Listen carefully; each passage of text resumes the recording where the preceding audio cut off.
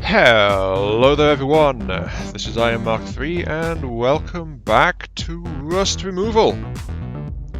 Sorry for the slight delay. I won't get delayed on doing this actual build, but as a result, that also means I can take a request that came in on the previous one. So, this particular idea was requested by Dan Tucker, who says, I would like to request that you build a small 2025K startercraft, APS based main armament. Well, okay, yeah, sure, let's go ahead and keep going with our smallish boats. I was going to build a tiny sub, but as I said, I got delayed. So we're going to do this instead. A small startercraft, 20 to 25,000 resources. So this is going to be an early campaign kind of style build. I also had a thought about this, which is why there is a collection of cannons behind me as well. Since APS main armament, I was thinking, you know what might be useful here? How about a hull breaker? And so I dragged up one of my old rigs. In this case, this is the rig which tells me... Well, I worked this out based on hollow point kinetic rounds. So basically this round is intended to basically smash just one block on impact, but it will smash anything up to a metal beam on impact. So that's kind of what they do, and that's why there's a whole selection here, because I also worked this out for different cannon bores and things, as well as I also worked out the a 250mm with an 8,000 power per shot rail boost for effect. So basically it's a belt loader round, 8,000 rail boost, and this shot will do it. But the magic numbers are 6,300 kinetic impact, and that's about it. Because that's all it needs. It just needs the 6,300 because of the hollow point.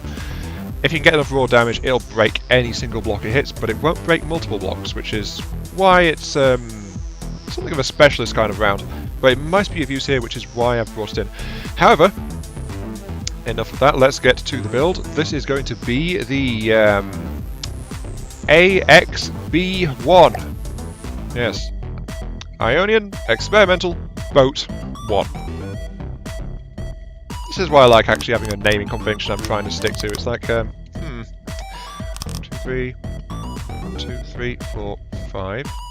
Sorry, 3, 5, 7, 9. Let's make this thing 11, I suppose. The only problem is that because of the rust and things like that, I'm not entirely sure. 2, 3, let's make it 5 wide at the front, yeah. How big a craft of this size is meant to be. That should be gracious plenty for a boat of this particular kind of size. So let's get on with this.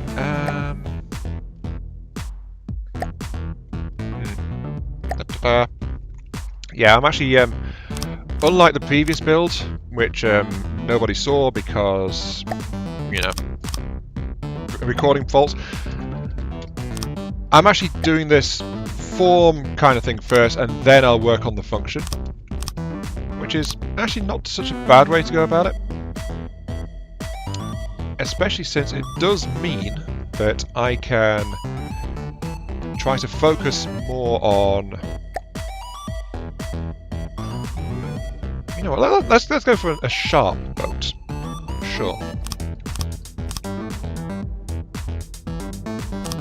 Let's go for a sharp prow, very, very, very sharp prow. Because the only problem with that, the sub previously, was it was very much built for function first, rather than its actual shape. Let's see, wedge 4s. So there we go, it's got a very, very flat angle on it for its actual nose. I am actually going to make this deeper though, don't worry. I mean, it wouldn't be much of a boat if it couldn't actually hold anything. At least that's my quote-unquote wisdom. So the back is actually going to be a bit chunkier, so it's going to be like a rear set boat. It's not going to have as many advanced systems as the previous craft either. In particular, it's not going to have I'm not envisioning this thing with PID stabilization. At least, not to start out with. I mean, it might need PID once we get into later testing, but, you know, what's our cost at now? We are at 700 for this thing. It is very thin, very flat. This is honestly a shape better suited for, I'd have said maybe a light flyer or a thrustercraft rather than like a boat, but hey, it is what I'm working on, so there we go. Actually, yeah, let's go ahead and angle this one in. Down to 4.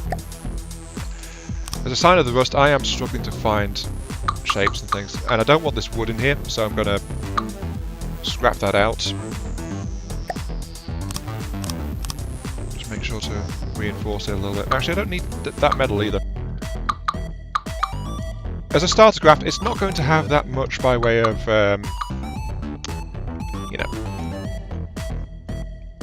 it's not going to have that much by way of a smart inventor who can actually form sentences. Yeah, that's what I'm going for. Of course it is.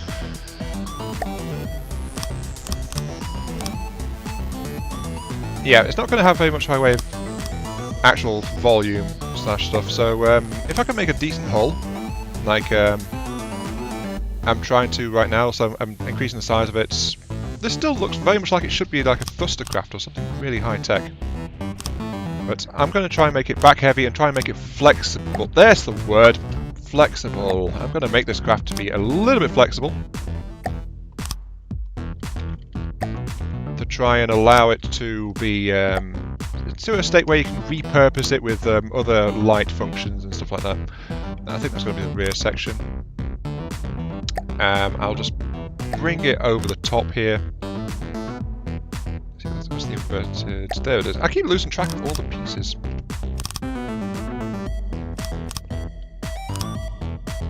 there we go. That's the back of the craft. And of course, because I'm being silly and doing lots of aerodynamics, I am going to give it like that. So the front of the craft is definitely kind of low. I will give it that. I will downslope it here though, because then we've got like a forward deck and a rear deck kind of situation going on, which could be of use and also allow for further augmentation. I'm also going to let's grab that a little bit so it's a bit narrower. Continue with the basic metal beam ring around the outside. Okay, so we've got ourselves a basic boat kind of shape, which is basically just an outer layer, an ML shell, which is like 1,400 at the moment. So that's going to increase slightly. Let's go ahead and include, for the next bits, the new blocks. I'm going to include reinforced wood. Protective drainage. So this is like, it does offer some EMP resist by itself, but it's like, I like to have wooden decking. But it's like, a problem I always had with it was the fact that basically I'd slap it on as an afterthought. This reinforced stuff is a nice compromise. That's the other word I was looking for. A bit of compromise. Yeah, don't want that. Actually, I don't want that piece there. Don't worry, I might start making sense someday. I do not envisage us doing so for quite some time though. So that's the outer edges of the thing. Bit there. So we've got a lower front deck, which sits pretty low. We've got this bigger rear compartment, which is actually, I will say again, quite deliberate. Seeing as this actually gives us a decent amount of space to mount an internal system. Or in this case, it's going to be like a weapon system of some vague description. While I flare the rear section out a little bit, just to try and match it up a little bit more with what's going on above it. I need to pull this one back slightly. Yep. Okay. So, same kind of basic thing going on. We've got the rear section with flaring to help protect the propellers that are going to be back here. I'm just going to seal it up at the moment because we are getting towards a point where some kind of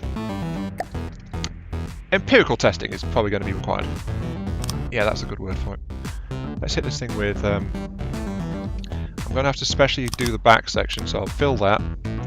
The rest of it, though, was all fours, so I'll just hit the fill command. Yep, that's done nicely. Just need to complete the seal at the back. There we go. And we've got ourselves a basic little boat shape. Right. Already making progress. Huzzah. Put in an air pump, and we're going to ditch it in the water. So, it's sink or swim time for you, little buddy. Down you go. And on neutral buoyancy, it is quite happily floating, actually. Yep. I've got myself a little thing which actually floats. Victory. Very nicely done. Now then, if I take this thing, I guess it's going to start working on the ancillaries and stuff. I don't want to really close this section up because then that'll just get in the way as I build things. But what we have here is a chance to try and work on some stuff. So, I don't know how well spread this is, but there is actually a really basic little thing you can do for a small boat, which basically lets it run on 2 propellers. I'll just do that there. Then I'll get in it with a control chair, which actually having it towards the back is probably a really good idea because, you know, it's actually in the thicker part of the hull. So this thing is, if this thing gets hit to the back, it's probably going to have a bad time. And I'll also install a complex controller, because I love those things. Because I've got the complex controller, I'm going to grab my complex controller AX-B. I actually cleaned out my prefab list. It was absolutely chock full of stuff. I was thinking, you know what, maybe I'll save that, and then nope. So I cleaned it all out again. So there we go. That's the AX-Bs, which will let the AI use complex controller. Then we are going to hit these things here with complex controls. Let's just get it out of the water really quick. So, forward, reverse. When I press to go right, you will go forward, and you reverse when I hit left. And this guy has the reverse settings, so there we go. So basically what we've got here is like 2 small propellers, but by themselves they can do all steering duties that might be required. I'm just going to install a really small RTG really quickly so we can actually get this thing in motion and see what that looks like. Don't worry, this RTG is not going to stick around, at least I don't plan it to at the moment. It might stick around later, but I'm going to convert this into a fuel engine since, like, you know, RTG is costly. So there we go, we are in the water. I press for forward. And it does nothing because... why? I didn't miss... no, I did. Oh, it's because the back's sticking out of the water a bit. Also, the craft is sitting a bit high because it's a bit on the light side. I need to add some lead to this thing. Jeez. Just to help it simulate a bit of extra weight in there. There you go. Have some lead cargo. That seems good. Yeah, by itself though, this craft is definitely not sprightly, but it is moving a bit, so it's demonstrating the point I'm making at least a little. The rough seas don't help either, but then when I hit turn, it starts to try to turn. Yeah, it's just underpowered right now. Okay, let's bring it back and actually work on that. I don't like making an underpowered... I like to make a boat that's manoeuvrable, shall we say. Oh, I know what I can do. First things first, I'm going to tear out part of the forward deck. This space here could be used for a small weapon system, but I am going to work this down a little bit just to get some more room in here. So, if I do it like that, this is the gap I want to have, just this little bit here. But I can do it like this, which will basically give it an extra channel along the bottom of the craft. and so give me a little bit more internal space. That's to the side, don't need those. This is probably going to do nasty things, but having this lower point will let me work in some extra stuff to it. I'll also put... actually, that's all going to hold because of the battery on the side, isn't it? Yeah, there we go.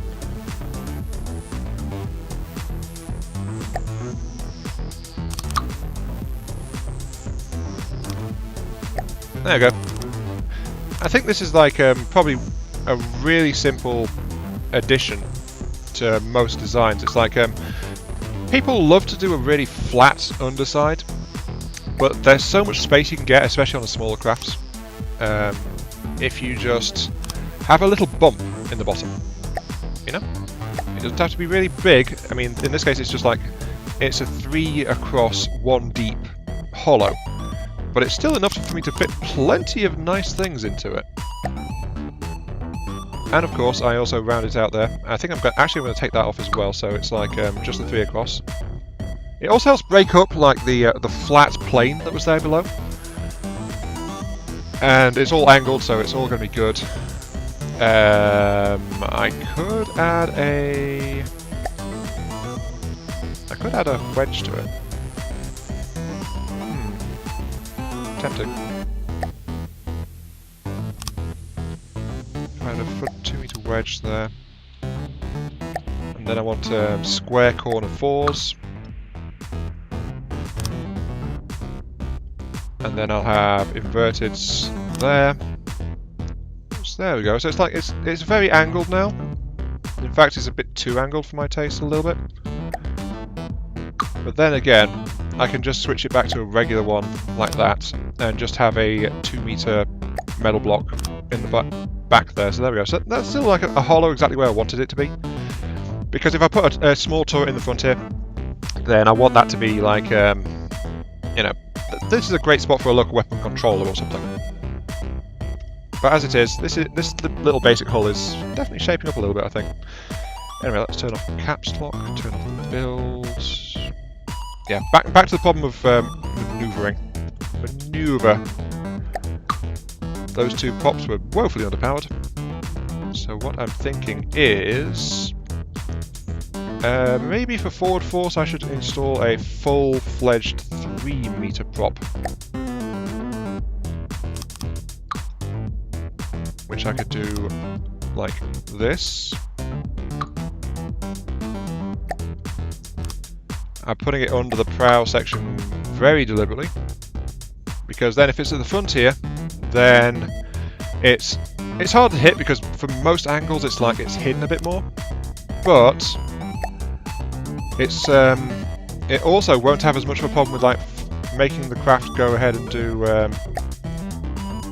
Oh, I accidentally clicked the little mouse. That's fine. It won't have as much of a problem with the craft doing wheelies. But this is going to be forward and reverse power only. I will of course seal the rest of the craft up using the 3-meter plating. There's no additional drag because it's in fact it's about as good as it can be, because it's actually got a 4-meter wedge piece dealing with the drag of having that thing mounted a bit lower. So that might be useful. Let's go ahead and drop this thing, see how it's doing again. Oops, so with that single underslung forward prop, we now do 13. Not shabby. Not shabby at all. So what happens if I reinstall those other props we had? Because of course this is going to be a small craft, we've got to watch out for actually how much we ask of it. We've got to fuel all this stuff somehow. Forward, reverse. That. So these rear props will, when it's going flat forward, help out there, but there we go. It is now doing 14. It's wobbling a bit. That's okay though. And when I turn,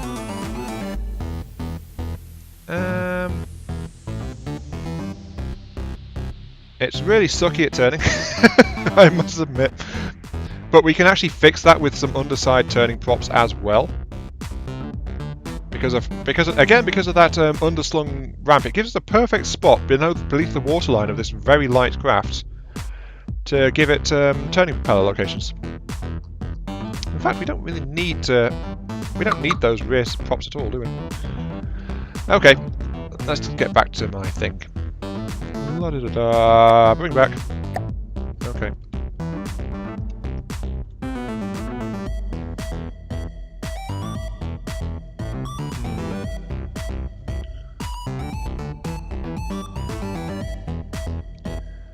So, can't really do it there because of the angling, but I can quite happily install some turning props around the heavier part here.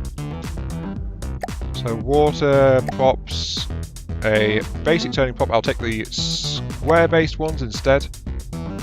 Mirror it, turn it. So we'll put some there at the back of the craft, and we'll put a pair here at the front. So that should be nice. I like to do this, by the way. I like to have counter props, just because it really helps to stabilize the craft. If it was only the ones at the front going, then the craft would be rolling a lot more. But by having a set in each corner, well, not quite, but close enough here. Just set that up. It will balance the force and allow it to turn and function a lot more smoothly. Let's see if I want you to go full force when I hit to go that way. So that should be good.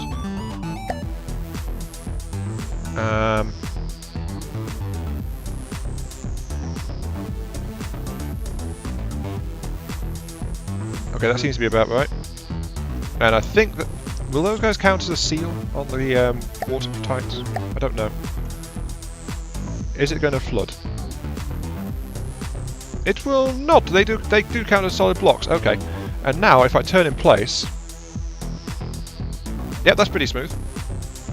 I could increase turning performance by doubling up the props, honestly. But as it is, we are turning around the...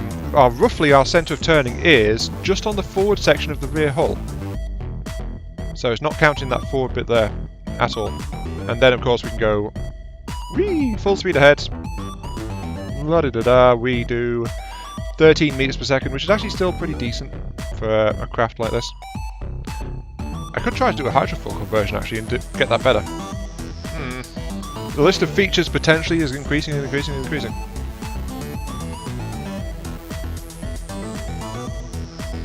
Oh dear. However, if I hit reverse, it's still stable, because the prop is, again, still somewhat under the centre of mass. This is excellent. Okay, we've got a basic hull moving around. It could sit a little bit higher in the water, but we do have ways to potentially fix that. Maybe a PID hydrofoil set would do very nicely for this craft. I just have to remember how to do one of those, because, you know, rust removal. Me have little idea what me doing, to put it mildly. In fact, just for the heck of it, I think maybe I should get rid of the... it's a rounded, like, stealth kind of design, so it's like... it doesn't need the wooden decking, actually. It's not shaped like it should have decking. It's like it's a submarine to all effects and purposes. Let's bring it back up here, though, and check the cost of it. So, right now, we have a almost complete metal hull by itself, which is 4,000 out of our 20 to 25 budget. Okay, not too shabby. I guess this is time to start adding in systems, isn't it? I was thinking, like, since we don't have the rear section, we could actually boost the performance a bit further. Like, we can tear out this rear wall, for a start, and elongate the craft, which will also give additional internal space. Which is, I think, quite good for... Well, it's a starter craft, isn't it? So, ideally, you want something which can have a bit of flexibility. That was the wrong piece. So if you have something that you can have the option to try and upgrade a little bit as you go, then that can only help. At least that's what my mind is telling me at the moment, as I re-engineer the things. There we go. So this thing is gaining a tail. End of story. Actually, I think that's about all it might need.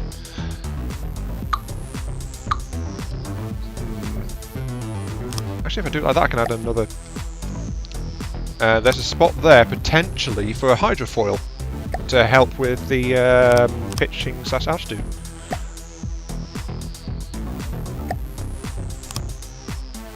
Yeah, a couple of spots right there for hydrofoils. Turning thrusters are actually relatively central. If we just need to open a small hole in the front for hydrofoils up in the nose area. And there. Or we can do the route which I actually know about, which is PID propeller stabilizing, which would be honestly a lot simpler for me to set up, but would also reduce the, well, actually it won't do too much to the efficiency of the craft. You know what, I'm going to do that. Stick with what I know rather than try to work something out and make a complete idiot of myself. That's going to be quite useful. So let's go ahead and give this small craft, which may or may not actually need it, PID stabilization and the full 9 yards. So there we go. We don't need counter force going upwards because this is a boat, not a submarine. A submarine needs, of course, the props going the other way as well. So we've got these two in the nose. We've got these two in the sides, which I'm going to convert to roll systems. So there we go. They'll also help lift the craft up. And then these guys at the back are going to be thrust reverse. And this little craft is getting, well, I guess technically you could call me I do specialize more in PIDs, I guess, but I don't know. I wouldn't call myself a PID specialist because I'm not actually that good with them. I can do enough, and that describes a whole lot of my approach to FTD. It's like, I know how to do this thing well enough for my purposes. Copy at your own risk. Or at least it'll do things as far as I understand how to do it, and then that's about it. So yeah. On the other hand, we just need to be getting like a rear deck section, which could be potentially useful for more stuff as well. Let's round this thing out though. Let's get 2, a downslope 2. So this again, this is like going to wind up being like a storage area kind of thing, or potentially weapon spaces, or it's going to have something in here at the very least. But it's not needed for anything because primary propulsion is actually up there at the front. So yeah, we've got a 4.67k hull going on at the moment. Let's extend the middle bit.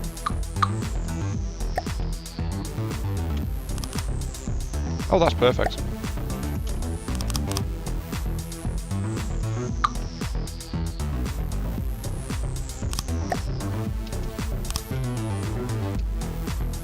Don't worry, I'm going to unbutton this thing again just so we can see what the hell we're doing. There we go. And then we'll move the supporting metal rods. Bye-bye metal. And of course we've got the internal hull space here going on as well, which I'll also delete just so we can see. But yeah, that looks like a very nice amount of internal space. Also I must fix this part here because it's full of holes. There we go. You're fine, you're fine. All fine. Okay, so yeah. We've got the absolute minimum propellers for a PID stabilized boat. We've got turning thrusters located on thrusters, turning propellers in the bottom. We've got main primary engine power is going to be feeding the single prop in the front. We could actually probably get away with adding an additional prop further back now. Since we've elongated the craft, actually let's do that. Let's have a secondary prop. How much clearance does this thing need? I completely forget. Where does it tell me? Huge prop. Minimum space needed is 8 meters behind it. That's absolutely fine. We have that. We can do that. So if I put that there, pull those two out, it should be functioning fully... Yep, fully functional. And we'll kind of course, wedge it, and we'll install an additional prop further back, modifying the shape a little bit. This is in line with the other one, so that might cause an issue, but we're going to find out in just a second. I should need to put it back up so it floats properly. Because I was also thinking that doubling up the turning propellers as well might be a useful thing. Let's do that. Can never have enough turning force. Plus, if it helps the thing turn around more aggressively, then it can only be to the good. Well, to the bad as far as the enemies are concerned, but you know, to the good in general. And yes, I am positioning it slightly just so that it's not going to be sitting right there next to the propeller. Spread to neighbouring. Spread to neighbouring. Double blocks. That will form a seal if I press the turn keys. Yep, that's all functioning. Okay. Right, let's see what it looks like now. Bear in mind, this is still like kind of low power. We also haven't put the PIDs in yet. But I want to make sure this thing doesn't do a wheelie or something. It's wheeling a bit, which is costing it some power, but its top speed is actually going up above almost 20. That's okay. It also turns fairly well. And because we've balanced out the power, it actually functions pretty well in reverse too. Yep, it has a definite habit of wheeling a little bit, which is going to cause issues, which is why, well, actually, no, it's not why I installed the PID system on a whim, let's be honest, but it's going to help. So, let's install this now. PID system. I will install them beneath the, sorry, above the rear propeller. Actually, no, let's move that forward slightly, just to get... This is apparently where the control room is, so I'm going to install it like this. And I've just realised that's going to be the end of the first part. So, this is Iron Mark 3, thank you very much for watching. That is just absolutely pure timing. Again, this is rust removal. When I complete the build, there will be a workshop upload. The Discord will get to name it. Discord is linked down below. And... yeah, feel free to offer suggestions if there's a kind of vehicle you might want me to try building. So yeah, yada yada, there we go. Like, thumbs up, share, subscribe, whatever you feel like. Thanks for watching, and I'll catch you all some other time.